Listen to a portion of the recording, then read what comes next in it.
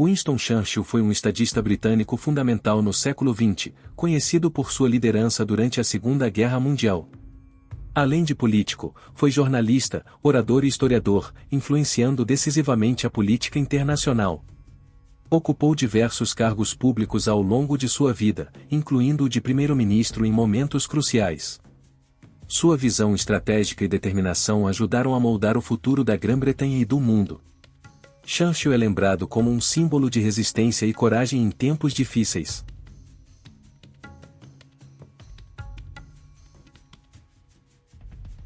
Winston Churchill foi agraciado com o Prêmio Nobel de Literatura em 1953, um feito notável para alguém mais conhecido por sua carreira política do que literária. O Comitê do Nobel reconheceu sua maestria na descrição histórica e biográfica, bem como por sua brilhante oratória em defesa dos valores humanos exaltados. Entre suas obras mais destacadas estão a série de 6 volumes, A Segunda Guerra Mundial, na qual narra os eventos do conflito com riqueza de detalhes e reflexões pessoais, e Uma História dos Povos de Língua Inglesa, uma ambiciosa narrativa sobre a civilização anglófona. Churchill era um escritor prolífico e disciplinado.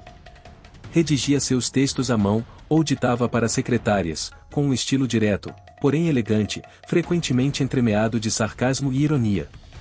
Apesar de ocupar altos cargos políticos durante décadas, ele nunca abandonou a escrita, usando-a tanto como ferramenta de análise quanto como forma de preservar sua visão sobre os acontecimentos históricos. O Nobel que recebeu é um dos poucos casos em que o prêmio literário foi concedido a alguém cuja fama se deu inicialmente fora do campo das artes.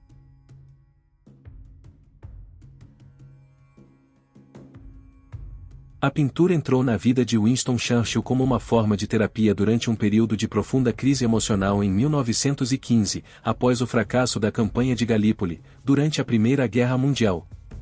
Afastado de seu cargo político, ele encontrou nos pincéis uma maneira de escapar das pressões e da melancolia que frequentemente o acompanhavam. Seu primeiro contato com a pintura aconteceu de forma quase acidental, enquanto visitava a casa de um cunhado, onde pegou os materiais de um dos filhos e começou a pintar. A partir daí, transformou o passatempo em uma paixão duradoura, dedicando-se com entusiasmo e disciplina. Churchill chegou a produzir mais de 500 quadros ao longo da vida, a maioria em estilo impressionista, retratando paisagens, cenas ao ar livre e interiores. Para preservar sua identidade artística e evitar julgamentos por seu status político, ele assinava muitas de suas obras com o pseudônimo Charles Morin. Algumas dessas pinturas foram exibidas em galerias renomadas, inclusive na Royal Academy of Arts, e hoje são valorizadas tanto por seu valor artístico quanto histórico. A atividade de pintar o ajudava a aliviar o estresse e a manter a mente equilibrada, mesmo nos momentos mais difíceis de sua trajetória como líder.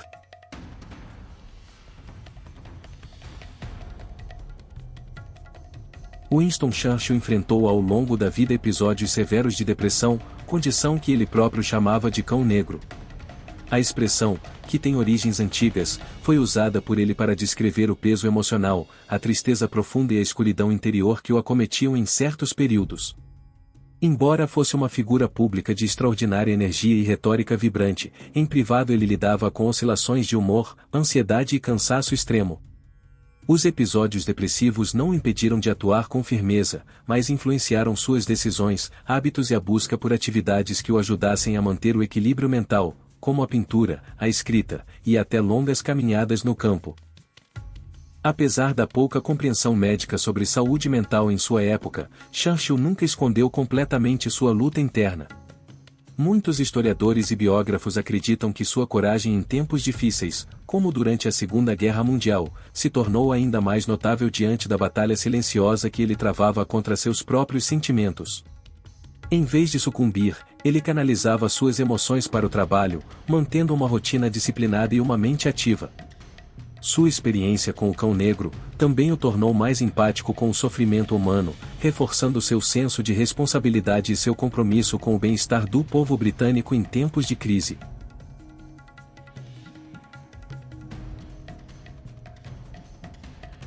Durante a Guerra dos Boeres, entre 1899 e 1902, Winston Churchill viajou à África do Sul como correspondente de guerra do Morning Post, com apenas 25 anos. Embora estivesse lá como jornalista e não como soldado, ele se envolveu em uma missão militar para ajudar a proteger um trem blindado britânico. Durante essa ação, foi capturado pelas forças boeres e feito prisioneiro de guerra.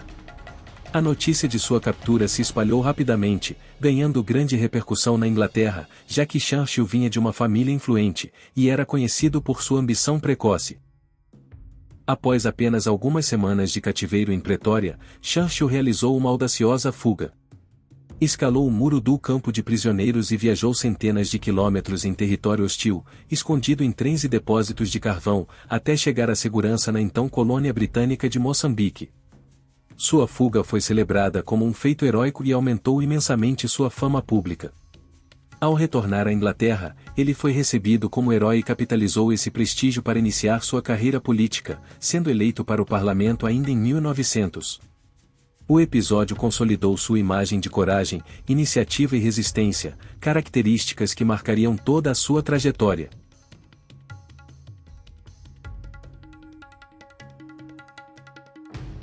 Winston Churchill é amplamente lembrado por seus discursos poderosos, que inspiraram o povo britânico durante os momentos mais sombrios da Segunda Guerra Mundial. Frases como "nunca tantos deveram tanto a tão poucos" e "lutaremos nas praias" ficaram gravadas na memória coletiva como símbolos de resistência e coragem. No entanto, o que muitos não sabem é que Churchill enfrentava dificuldades naturais com a fala, incluindo uma leve gagueira e problemas de dicção, especialmente com a letra S.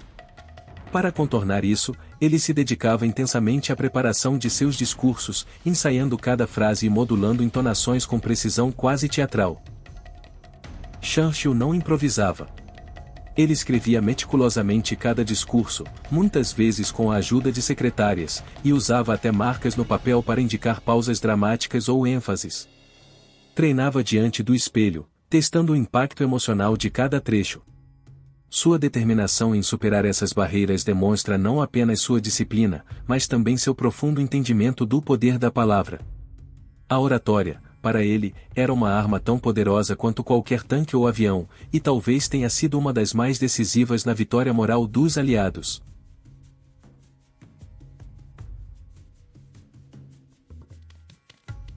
Winston Churchill teve uma trajetória política marcada por mudanças partidárias incomuns, que refletiam mais sua convicção pessoal do que fidelidade cega a legendas.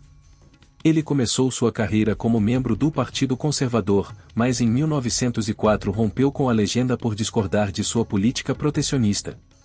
Migrou então para o Partido Liberal, onde encontrou espaço para defender ideias reformistas, como o sufrágio feminino, o imposto de renda progressivo e a Seguridade Social. Durante sua fase liberal, ocupou cargos importantes, como o de ministro do Interior e primeiro-lorde do Almirantado, ganhando destaque como figura dinâmica e modernizadora.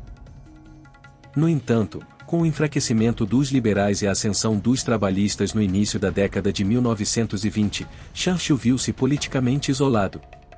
Em 1924, ele retornou ao Partido Conservador, provocando críticas tanto da esquerda quanto da direita. A respeito dessas mudanças, ele ironizava: "Qualquer um pode mudar de partido uma vez. Eu mudei 2 vezes." Para ele, os princípios e os interesses do país vinham antes da lealdade partidária. Apesar das críticas, esse percurso pouco convencional reforçou sua imagem como um político independente, guiado pela razão e pela análise dos fatos, uma postura que o acompanharia até o fim da vida.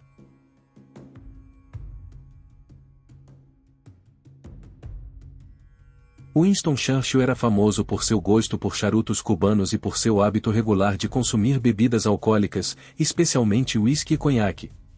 Ele não apenas fumava diariamente, mas também fazia disso quase uma marca registrada.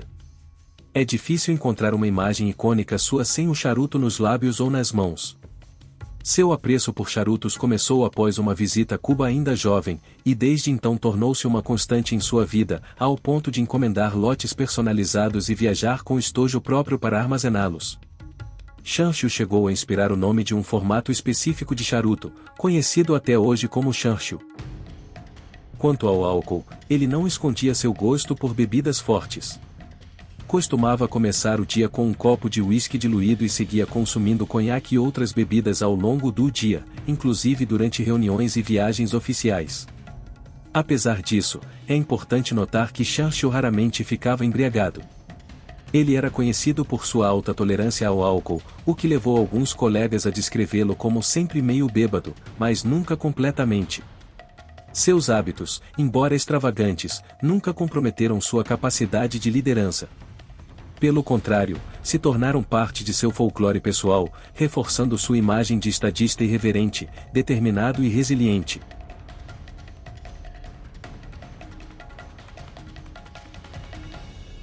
Em 1946, menos de um ano após o fim da Segunda Guerra Mundial, Winston Churchill proferiu um discurso que se tornaria um marco na geopolítica do século XX. Falando na Universidade de Westminster, nos Estados Unidos, ele declarou: "De Stettin, no Báltico, a Trieste, no Adriático, uma cortina de ferro desceu sobre o continente." Essa metáfora, a cortina de ferro, passou a simbolizar a divisão ideológica e política entre o bloco ocidental capitalista e o leste europeu sob influência soviética. Embora muitos políticos ainda mantivessem esperanças de uma cooperação pós-guerra com a União Soviética, Churchill alertava que o regime de Stalin representava uma ameaça crescente à liberdade no mundo. O discurso foi inicialmente criticado por alguns como alarmista, mas com o tempo se mostrou profético. Churchill, mesmo não estando mais no cargo de primeiro-ministro na época, percebeu antes de muitos que a guerra não havia realmente terminado, mas apenas mudado de forma, iniciando o que mais tarde seria chamado de Guerra Fria. Sua visão estratégica, baseada em anos de experiência e profunda compreensão dos movimentos geopolíticos, reforçou seu legado como um dos grandes estadistas do século. Ao nomear a ameaça com clareza, ele ajudou a preparar o Ocidente para o confronto ideológico e diplomático que moldaria as décadas seguintes.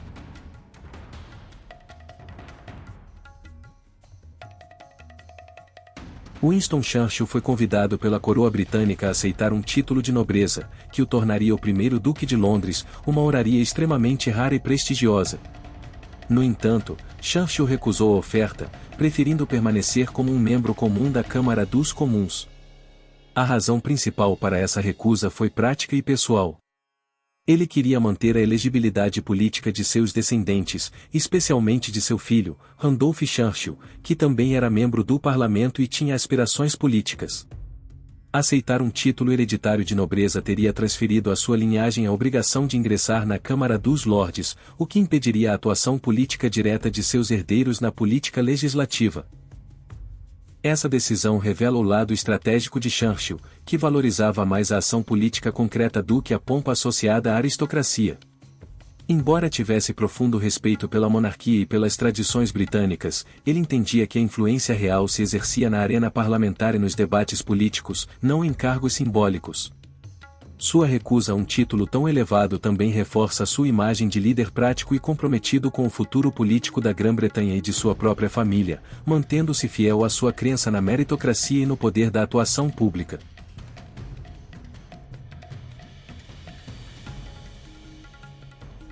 Winston Churchill retornou ao cargo de primeiro-ministro em 1951, aos 76 anos, após um período de 4 anos fora do poder. Sua derrota nas eleições de 1945, logo após o fim da Segunda Guerra Mundial, foi um baque significativo, já que o eleitorado britânico buscava mudanças sociais e reformas promovidas pelo Partido Trabalhista.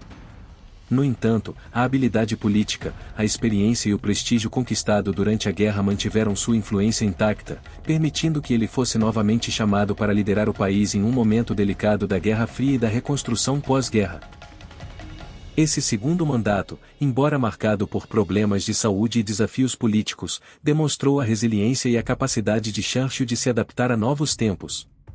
Mesmo na terceira idade, ele manteve a postura firme e o espírito combativo que o caracterizavam, buscando fortalecer as alianças internacionais e enfrentar as ameaças do bloco soviético. Seu retorno ao poder foi visto como um símbolo de continuidade e estabilidade para o povo britânico, reafirmando seu legado como um dos maiores líderes da história moderna.